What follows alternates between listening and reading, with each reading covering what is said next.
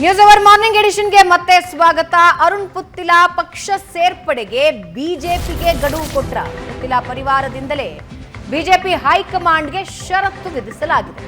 ಪುತ್ತೂರಿನಲ್ಲಿ ನಡೆದ ಸಮಾವೇಶದಲ್ಲಿ ಬಿಜೆಪಿಗೆ ಡೆಡ್ಲೈನ್ ಕೊಟ್ಟಿದ್ದಾರೆ. 3 ದಿನಗಳ ಒಳಗೆ ಬಿಜೆಪಿ ನಿರ್ಧಾರಕ್ಕೆ ಬರಬೇಕು. ಅರುಣ್ ಪುತ್ತಿಲಗೆ ಸೂಕ್ತ ಸ್ಥಾನಮಾನದ ಭರವಸೆ ನೀಡಬೇಕು. ದ್ವೇಷ ರಾಜಕಾರಣ ಮರೆತು ಅರುಣ್ ಪುತ್ತಿಲರನ್ನ ಸೇರಿಸಿಕೊಳ್ಳಬೇಕು ಅಂದಿದ್ದಾರೆ.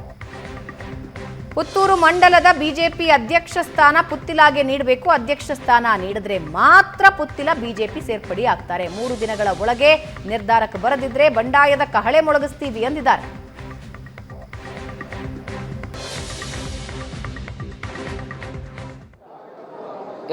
ಕರಾವಳಿಯ ಪ್ರಖರ ಹಿಂದೂ ಮುಖಂಡ ಅರುಣ್ ಪುತ್ತಿಲ ಅವರ ಬಿಜೆಪಿ ಸೇರ್ಪಡೆ ಬಗ್ಗೆ, ಅಂದರೆ ಮಾತೃಪಕ್ಷಕ್ಕೆ ಅವರು ಸೇರ್ಪಡೆ ಆಗ್ತಾರೆ ಅನ್ನುವಂಥ ಬಗ್ಗೆ ಕಳೆದ ಕೆಲವು ದಿನಗಳಿಂದ ಬಹಳಷ್ಟು ದೊಡ್ಡ ಮಟ್ಟದಲ್ಲಿ ಸುದ್ದಿ ಹರಿದಾಡ್ತಾ ಇದೆ. ಹೈಕಮಾಂಡ್ ಜೊತೆ ಮಾತುಕತೆಗಳಾಗಿದೆ, ಬಿಜೆಪಿ ನಾಯಕರುಗಳ ಜೊತೆ ಚರ್ಚೆಗಳಾಗ್ತಾ ಇದೆ ಅನ್ನುವಂಥ ಮಾತುಗಳಾಗಿದೆ. ಅದರ ಮಧ್ಯೆ ಇವತ್ತು ಪುತ್ತಿಲ ಪರಿವಾರ ಒಂದು ಸಮಾವೇಶವನ್ನು ನಡೆಸಿರುವಂಥದ್ದು. ಈ ಸಮಾವೇಶದಲ್ಲಿ ಬಹಳ ದೊಡ್ಡ ಮಟ್ಟದ ನಿರ್ಣಯಗಳನ್ನು ತೆಗೆದುಕೊಳ್ಳಲಾಗಿದೆ. ಸ್ವತಃ ನಮ್ಮ ಜೊತೆ ಮಾತನಾಡಲಿಕ್ಕೆ ಅರುಣ್ ಪುತ್ತಿಲ ಅವರಿದ್ದಾರೆ, ಅವರ ಜೊತೆ ಮಾತನಾಡ್ತೀನಿ.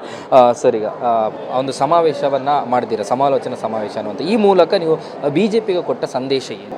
ಕಳೆದ ಚುನಾವಣೆಯ ನಂತರ ಪರಿವಾರ ಸಂಘಟನೆ ಇಡೀ ದಕ್ಷಿಣ ಕನ್ನಡ ಜಿಲ್ಲೆಯಾದ್ಯಂತ 8 ಕ್ಷೇತ್ರಗಳಲ್ಲಿಯೂ ಕೂಡ ಪದಾಧಿಕಾರಿಗಳ ಆಯ್ಕೆ ನಡೆದು ಸಂಘಟನೆ ವಿಸ್ತಾರ ಆಗಿರುವಂಥದ್ದು ನಮಗೆಲ್ಲರಿಗೂ ಗೊತ್ತಿದೆ.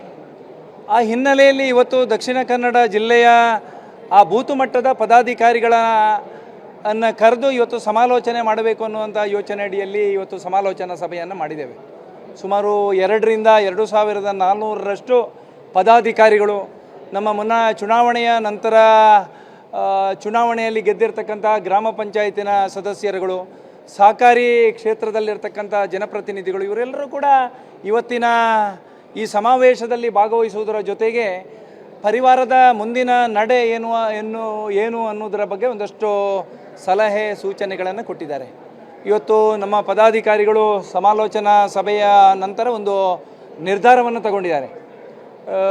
ಜಿಲ್ಲಾ ಮಟ್ಟದ ಪದಾಧಿಕಾರಿಗಳ ವ್ಯವಸ್ಥೆಯನ್ನು ಮಾಡಬೇಕು ಅನ್ನುವಂಥ ಯೋಚನೆ ಜಿಲ್ಲೆಯಲ್ಲಿ ವಿಸ್ತೃತವಾಗಿರ್ತಕ್ಕಂಥ ಪರಿವಾರದ ಸಂಘಟನೆಯ ಕಾರ್ಯಕರ್ತದ್ದಿತ್ತು. ಆದರೆ ಇವತ್ತು ಜಿಲ್ಲಾಧ್ಯಕ್ಷರನ್ನು ಬೇರೆ ಮಾಡಿದ ಕಾರಣ ಇವತ್ತು ಪುತ್ತೂರು ಮಂಡಲ ಮತ್ತು ನಗರ ಎರಡನ್ನು ಒಂದು ಮಾಡಿ ಪಕ್ಷದ ಪ್ರಮುಖರು, ಸಂಘದ ಹಿರಿಯರು ಎಲ್ಲ ಯೋಚನೆ ಮಾಡಿ ಅದನ್ನು ಕೊಡುವುದಂತೇಳಿ ತೀರ್ಮಾನ ಮಾಡಿದ್ದಾರೆ.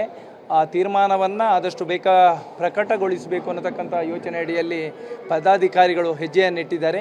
ಪದಾಧಿಕಾರಿಗಳು ಇಟ್ಟಿರ್ತಕ್ಕಂಥ ಯಾವುದೇ ರೀತಿಯ ಕೆಲಸ ಕಾರ್ಯಗಳಿಗೂ ಜೊತೆಗೆ ನಾನು ಇರಬೇಕಾಗಿರುವಂಥದ್ದು ಸ್ವಾಭಾವಿಕ. ಆ ಹಿನ್ನೆಲೆಯಲ್ಲಿ ಕಾರ್ಯಕರ್ತರ ಯೋಚನೆಗಳು ಮತ್ತು ಭಾವನೆಗಳಿಗೆ ಪೂರಕವಾಗಿ ಇವತ್ತು ಕೈಗೊಂಡಿರ್ತಕ್ಕಂಥ ನಿರ್ಧಾರಕ್ಕೆ ನಾನು ಬದ್ಧನಿದ್ದೇನೆ ಅಂತಕ್ಕಂಥ ವಿಚಾರವನ್ನು ಅತ್ಯಂತ ಸ್ಪಷ್ಟವಾಗಿ ಉಲ್ಲೇಖ ಮಾಡ್ತಾ ಇದ್ದೀನಿ. ಈ ರಾಜ್ಯ ನಾಯಕರು ನೀವು ಬರಲಿಕ್ಕೆ ಉತ್ಸುಕರಾಗಿದ್ದಾರೆ, ಆದರೆ ಯಾರೋ ಒಂದು 4-5 ಜನ ತಡೆಯಾಗಿದ್ದಾರೆ ಅನ್ನುವಂಥದ್ದು. ಅವರು ನೀವು ಪಕ್ಷ ಸೇರ್ಪಡೆಗೆ ತಡೆಯಾಗಿದ್ದಾರೆ ಅಥವಾ ನಿಮಗೆ ಜವಾಬ್ದಾರಿ ಕೊಟ್ಟಿದ್ದಾರೆ?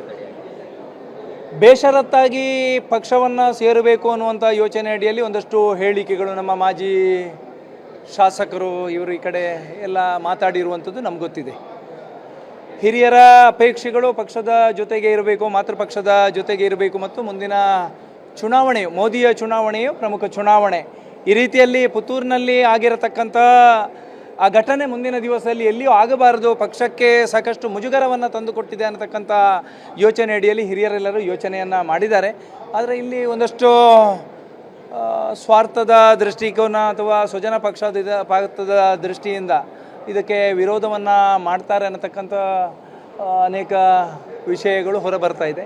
ಈ ಹಿನ್ನೆಲೆಯಲ್ಲಿ ಇವತ್ತು ಕಾರ್ಯಕರ್ತರ ಅಪೇಕ್ಷೆಯನ್ನು ಪಕ್ಷ ಪುರಸ್ಕರಿಸಬೇಕು ಅನ್ನುವಂಥ ವಿನಂತಿಯ ಜೊತೆಗೆ ಒಂದು ನಿರ್ಧಾರಕ್ಕೆ ಸಂಘಟನೆ ಬಂದಿದೆ. ಆ ನಿರ್ಧಾರಕ್ಕೆ ನಾನು ಬದ್ಧನಿದ್ದೀನಿ.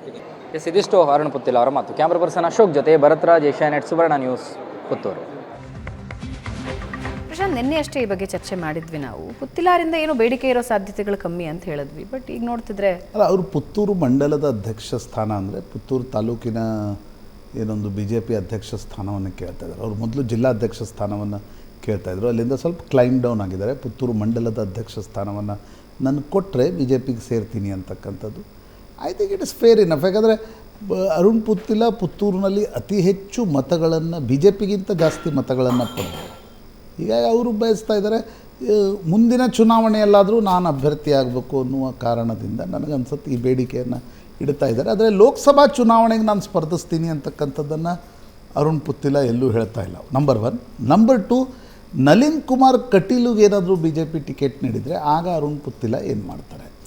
ಅಲ್ಲೊಂದು ಆ್ಯಕ್ಚುಲಿ ಅರುಣ್ ಪುತ್ತಿಲ ಮತ್ತು ನಳಿನ್ ಕುಮಾರ್ ಕಟೀಲ್ ನಡುವೆ ಸಂಬಂಧಗಳು ಹದಗೆಟ್ಟಿದ್ವು. ಅವುಗಳನ್ನು ಸರಿಪಡಿಸಿ ಜವಾಬ್ದಾರಿ ನೀಡಿದರೆ ಅರುಣ್ ಪುತ್ತಿಲ ಲೋಕಸಭಾ ಚುನಾವಣೆಗೆ BJP ಪರವಾಗಿ ಪ್ರಚಾರ ನಡೆಸ್ತಕ್ಕಂಥ ಸಾಧ್ಯತೆಗಳಿದೆ. ರೈಟ್. ಒಂದು ಚಿಕ್ಕ ಬ್ರೇಕ್ ತಗೋಣ ವೀಕ್ಷಕರೇ. ಬ್ರೇಕ್ ನಂತರ ಜಾರ್ಖಂಡ್ನಲ್ಲಿ ಏನಾಗಿದೆ ಅನ್ನೋದ್ರ ಬಗ್ಗೆ ಮಾಹಿತಿ ಕೊಡ್ತೀವಿ.